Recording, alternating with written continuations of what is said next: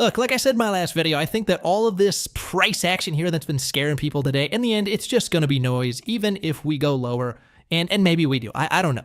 I don't pretend to know. I insist it's not going to matter. You're going to look back when this market cycle's over. If I were to bring this moment up by the time the cycle's over, you will have forgotten it. Like, this is going to be insignificant. But that being said, what should we focus on then? Well, for this video, I thought it would be fun to share with you targets in terms of like an exit strategy. I've talked about mine before, and for those of you that are unaware, I'll talk about mine briefly. But there's a post from another XRP community member who wrote in pretty great detail what his strategy is. And so I always find it interesting to learn what various community members' exit strategies are when they're going to take profit. It's just a fun topic of conversation and great content for a video, and there's no right or wrong answer necessarily. I mean, you'd have to do something pretty freaking stupid for me to say that actually is wrong. And so maybe that does exist. But broadly speaking, whatever your plan is, it's probably fine as long as you've crafted it for yourself and then you stick through, see it through. I always worry about people getting too greedy because this is something that is going to happen. Even if you've got your plan, you're convinced you're going to go through, but then you start worrying, oh my God, what if I'm selling too soon? And that is greed. That is, when you start to have the worry, oh God, what if it goes way out? That is greed. Just be very careful with that. I'm going to follow through with my plan, period. Because if I'm offered the prices that I'm targeting, it's going to be life-changing. So even if it goes like 5 times higher than that, whatever, I don't care. I just don't care.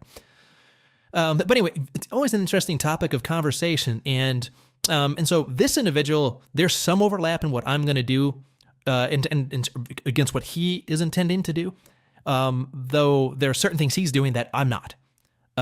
Now, that's not a critique. I'm just going to share what I think and share what he's planning to do, just because it's an interesting topic of conversation. So do not take anything that I'm doing or that I state I'm doing differently as some sort of slam. I don't think that his plan is unreasonable at all. It's just not what I'm doing. But before going further, I do want to be clear, I do not have a financial background of any kind. I am not offering financial advice, and you definitely should not buy or sell anything because of anything I say or write. I'm just an enthusiast who enjoys making YouTube videos about crypto-related topics, but just as a hobby and just for fun. So I'll be real brief on what my plan is. I've talked about it pretty in depth here. Some people are reasonable and think it makes sense, and then some people yell at me and tell me I'm an idiot, and those are the actual fools right there.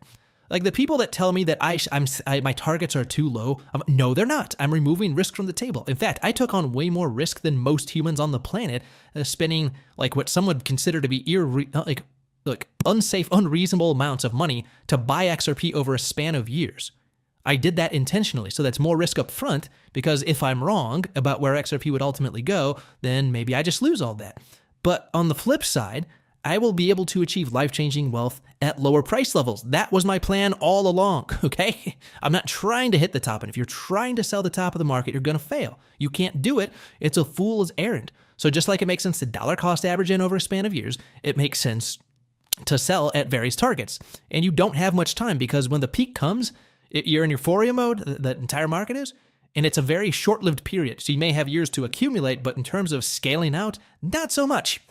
So for me, I might sell, maybe 5%, when XRP is like $4.50, maybe something like that.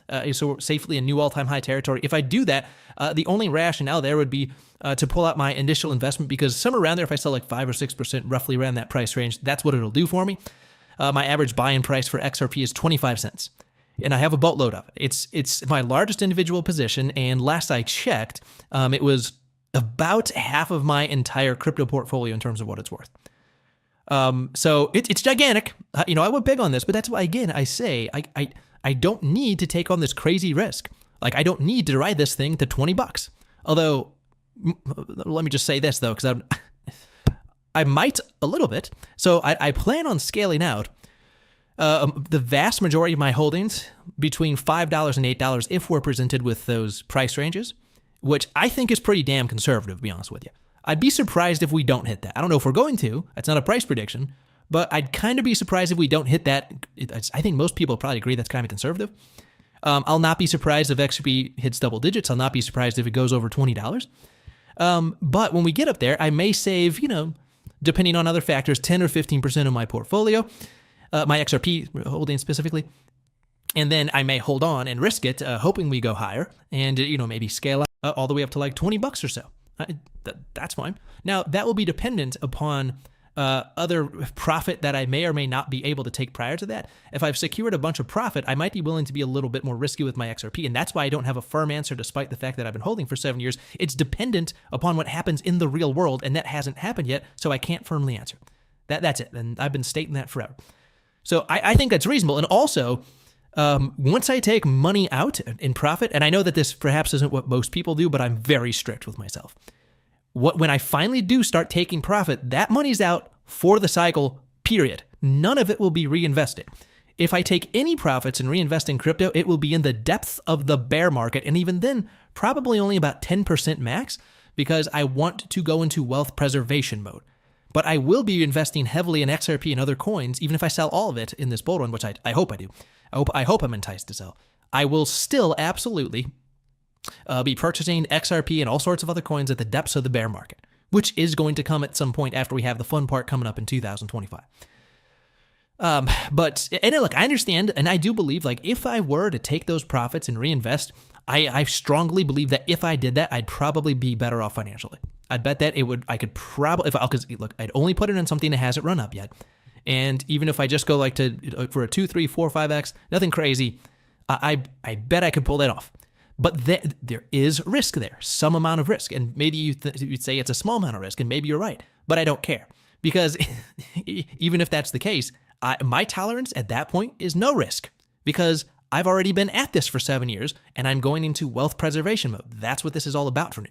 So anybody that wants to take profits and reinvest, I'm not saying you're wrong. In fact, for a lot of people, you may come out way ahead because you're doing that. It just depends on what your risk tolerance is. So it comes down to personal preference. It's not right or wrong per se. And so there is this post from, I'm not sure how to say your name, Bassii, Bassii. And I came across this because Charting Guy reposted this. And anytime somebody's talking about their strategy and where they think price is going to go, I always find it interesting. It's always a fun topic of conversation, obviously. And so here's what he had to say. XRP plan and price target. It's my own and according to my own bag and my average buy price. I'll give the percentages at each price. If you want to know some of the logic behind it, let me know and I'll try to answer. And he wrote here, if 2017 fractals are followed. And many analysts have noted that to this point, they actually are. I've seen tons of analysts say that this market cycle looks a lot more like 2017 than 2021, which is music to my ears. Like, that's fantastic because that was the most bonkers price action we've ever seen for XRP. So structurally, it's the same. Yes, please. So he says $4 to $5, he'll sell 15% of his bag. Then he'll wait for confirmation of following 2017. And if confirmed, then $7 to $8.50, sell 80% to 85% of his bag. Then he says he's expecting a drop of about 30 to 40%, which from historical perspective, that happens even in bull runs for XRP. Absolutely. There's been massive pullbacks. But that doesn't necessarily mean the party's over. Anyway, then he says around $5, he'll buy back maybe 50 to 60% of what he sold. And then $25 to $35, try to sell 90 to 95% of his bag, scaling out, starting at $20 piece by piece. Okay, so that's the part where I'm not going to do that, but there's nothing wrong with people if they're willing to take on more risk, and maybe that will go exceedingly well for them. I acknowledge that. I just don't have that risk tolerance. I've taken on sufficient risk for the better part of a decade, and I'm ready for my profit, and I'm ready to go into wealth preservation. And then, since this is still going to be, this investing in this asset class will still be an incredible vehicle for life-changing wealth, even over the span of the next 10 years, I'll just do it over again. But I'm very strict with myself. I insist that I protect my profits once I take them. I will not sell anything, even though I'm telling you straight up and being honest here, I think I'd be better off if I reinvested them. I'm just not going to do it. Because I'm not going to put that at risk after all of these years and everything that I've been going through. it a chance in hell. But it doesn't mean I'm wrong, and if you're going to do the opposite, it doesn't mean you're wrong. Right? That's fine. And then he says, if 2017 fractals are invalidated, and this is where he's going to be a little bit more careful, he says, at $4 to $5, he's going to sell 15% of his bag, and then at $8 to $10, sell 70%, and at $20, aim to have sold 90 to 95%. So if it doesn't go, his estimation, it doesn't look like it's going to be a copy of 2017 more or less, then he's taken some of that risk off the table, not aiming to purchase more. And he says,